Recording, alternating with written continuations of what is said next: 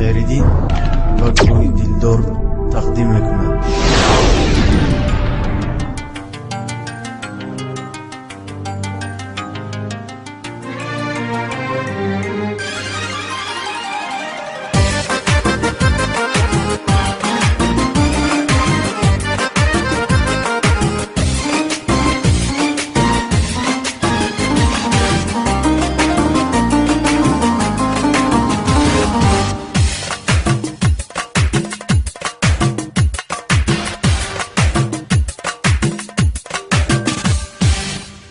هرگاه به کسی تنها مانی، دفتر عشق ورق گردانی.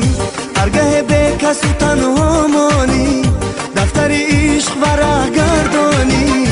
از میانی ورقی زرد شده، نامه یابی و آن را خوانی. باز یک باری دیگر یادم کن، یادم کن.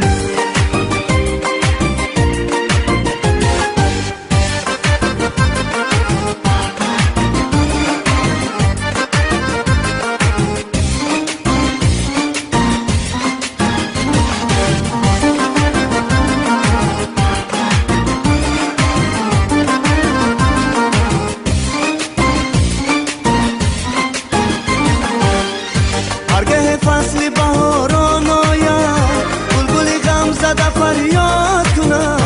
هرگاه فصل بهاران آید، بلبل غم زده فریاد کند.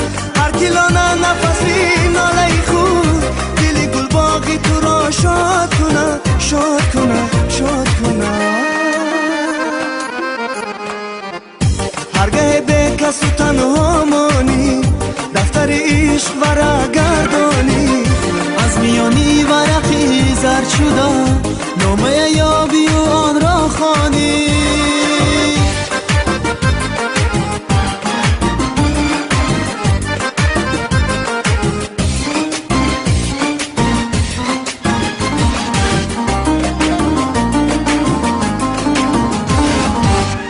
زندگی جبر و جفاها دارد، ثبت تقدیر و تسلا دارد. زندگی جبر و جفاها دارد، ثبت تقدیر و تسلا دارد. هرگاه از گناهی کرده خود، چشم تو عشقی علم میبارد، میبارد، میبارد.